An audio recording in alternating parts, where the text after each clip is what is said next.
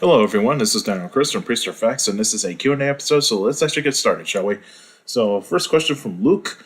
What are your thoughts on Goji Center's Rexy versus Sue video? I thought it was all right. At least with Sue, it actually used a little bit more of the scientific type of stuff. Even though that, this video is more of, like, the Awesome Bro type of stuff, where it's, like, two animals fighting each other. But at least it's the same species, but they're actually got a movie version, and then of course you got the scientifically accurate version. I thought it was all right. At least there's some scientific stuff in there. It's just that I just don't track the Awesome Bro stuff anymore. I think it's just kind of had its thing for a while. I thought it was all right. I thought it was an alright video.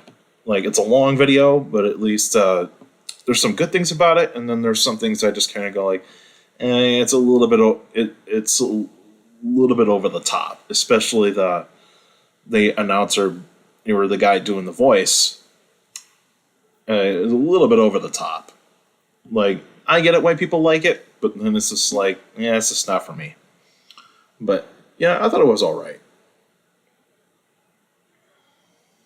And then your next question, do you know that scientists are trying to bring back the dire wolves? Yes, I do know about that. Colossal is doing that, but the thing is that they say they have the marketing of it is saying that they actually have reintroduced dire wolves. When you actually listen to the scientists, especially the biologists behind this, looking at this, they'd say it is not a true dire wolf. It's not a true dire wolf.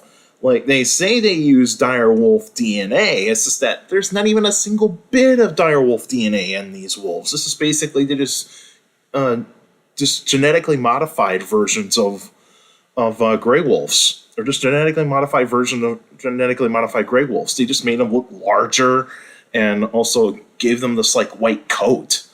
And of course, it's the author of Game of Thrones that is actually kind of funding a lot of that, and so it's pretty much more of making the fantasy come true. When clearly, when you actually look at the where dire wolves are placed in the predatory mammal family tree, they're not even closely related to wolves at all. They're actually distant relatives of wolves, and so they're not even close.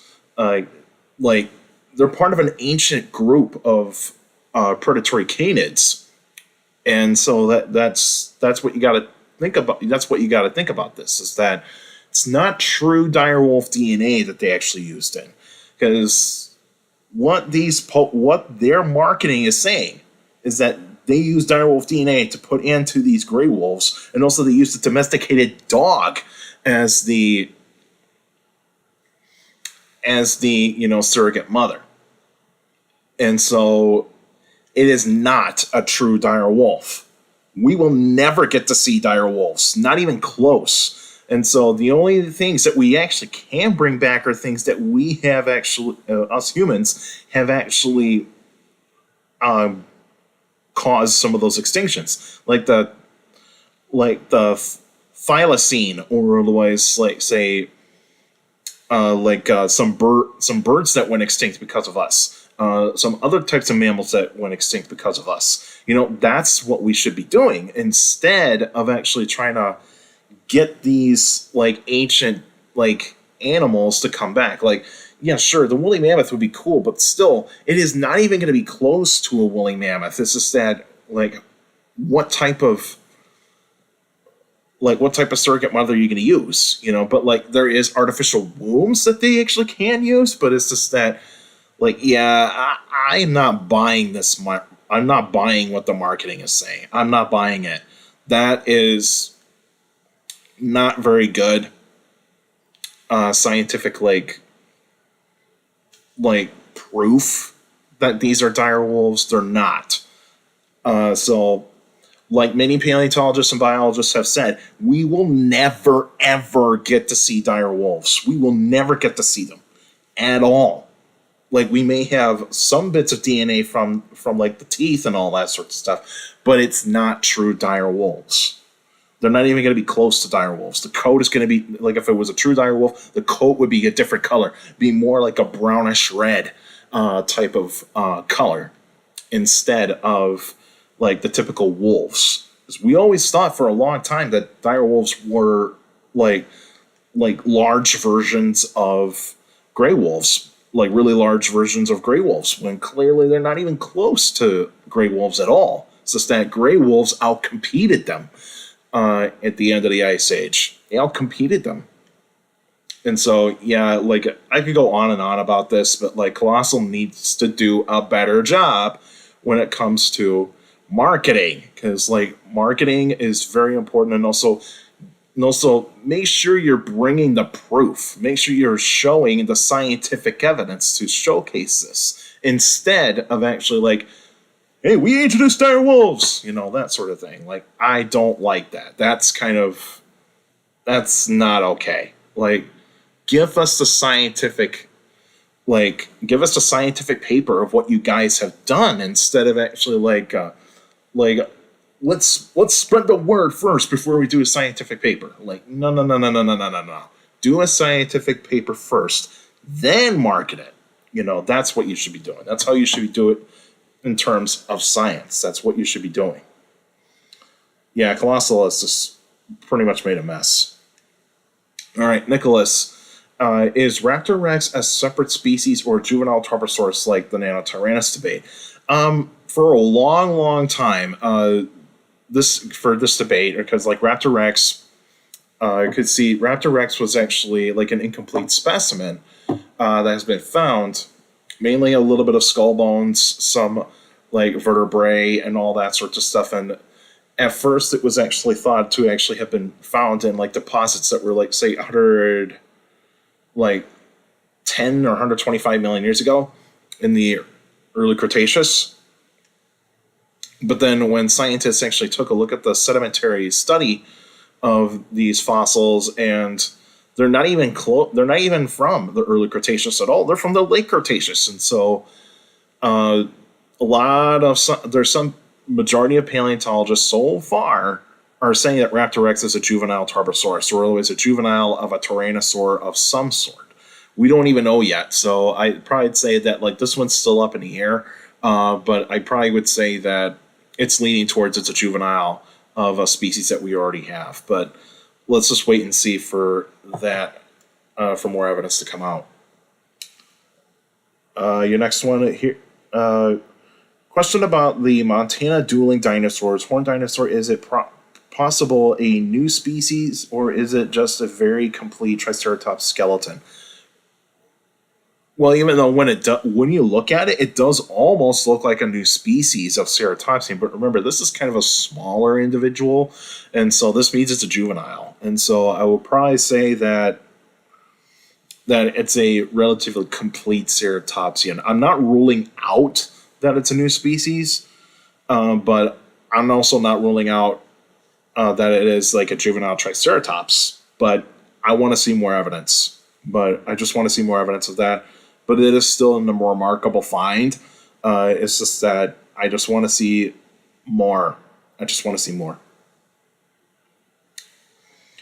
Your next question, have you heard of a Daspletosaurus skeleton named Pete 3, and is it the largest known Daspletosaurus skeleton ever found? Its size is 36 feet long and weighed 3 to 4 tons. What I read about this, and yeah, it is a large Daspletosaurus specimen. It's it's probably the largest specimen that is known out there. And 36 feet long, and that's pretty big for a Daspletosaurus. It's Daspletosaurus Torosus, and I like it and it's a very complete specimen as well, and not 100% complete. It's, from what I saw, it's 70% complete, and that is actually a remarkable find right there of a Daspletosaurus that is really large. And so we know that Daspletosaurus could get larger than 30 feet, and so yeah, that's actually really, really cool.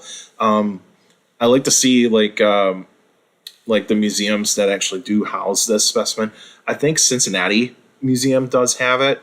I know there's a museum in the Rocky Mountain region that does have like a replica of Pete 3. So I just want to like check that museum out when I can, but I don't. That's going to be in further down the future. And so yeah, I would like to see this Daspletosaurus specimen at some point. All right, Alex, your question. Do you think that in a few years, the Tyrannosaurus Rex in the Jurassic Park and the Jurassic World franchise will become more lipped instead of having the teeth that are more exposed? I would think it would at some point. From what it's looking like, almost, is that the T-Rex in Jurassic World Rebirth does seem to have lips in some sort of way. Now, it might not be like lips that we see in, like, say, the Walking with Dinosaurs model for the upcoming Walking with Dinosaurs, or from Prehistoric Planet, or even from Life on Our Planet. We don't know fully for certain, but I think it's probably looking more like it's kind of like an in-between of like it having lips, but still have some of the teeth exposed. But like, yeah, I think it's time for the Jurassic franchise to actually start having like prehistoric animals to be a little bit more accurate. But like, sure, like we understand that the audience is accustomed to the like early '90s versions of some of these dinosaurs, but at least they have some documentaries to showcase that, like, hey, the Jurassic franchise does not do a good job of modeling their dinosaurs. Like, they were accurate for their time back in the early '90s, but we've come so far. We've grown the science so much since then, and the science says now T-Rex did not look like that at all. It did not look like it was like shrink wrapped. The arms are not pronated. And it didn't run as fast as a car, and its vision was not based on movement. And so, yeah, those are pretty much been debunked.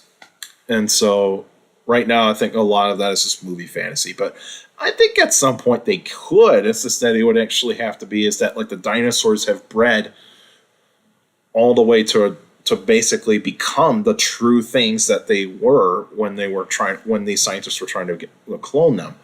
And so, yeah, I think at some point they will, but who knows? But I think Hollywood is still going to say, like, well, we'd rather have the iconic versions of these dinosaurs from the 90s. You'd rather have those instead of the ones that are being portrayed in the documentaries right now, because the audience is not going to like it that we're actually trying to make it as accurate as possible. Like, I beg to differ. And so, yeah. But that's all the questions I got for you today. So the next episode will be a special episode. I'll let you guys know what kind of prehistoric animal I'm going to talk about. One person has actually requested a prehistoric animal, but I will let you guys know if this one is I think it's probably is going to be the requested one, but this one I'm actually going to try to do as much research as possible, because this is one animal that I am not totally familiar with. But I will give it a shot. But yeah, stay tuned for that, because I'll let you guys know if what kind of prehistoric animal I'm going to talk about.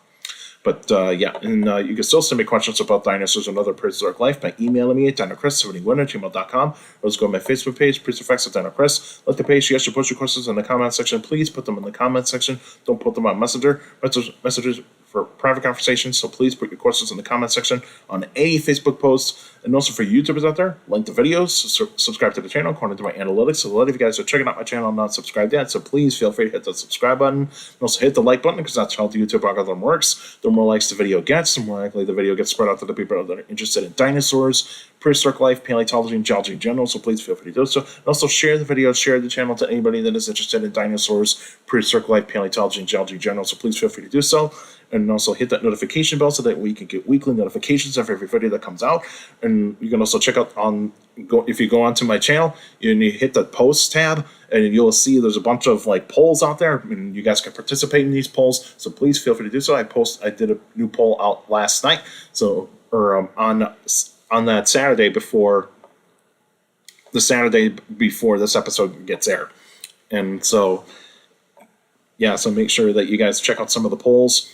And I do those every 3 days. So you guys can participate, and I'd like to see some interaction with these polls. And also for you YouTubers out there, leave your questions in the comment section, because I do read them all of you guys just send me questions via email, Facebook, and YouTube. You guys are awesome for giving me these great questions for these Q&A episodes, and it means a lot. And also make sure you keep your questions short to the point. You can also follow me on Instagram at dino.chris.pf. I post pretty cool stuff on there. You can also follow me on Threads, same thing, at dino.chris.pf. I post pretty cool stuff on there as well. Also, take care of people around you. And there's a few younger people out there that makes a list, and your parents and teachers and your guardians. So best motivation, you can have a good education. It's very important to have a good education. With a good education, you get a good job in the future. That's it for now. Now, see you guys next time.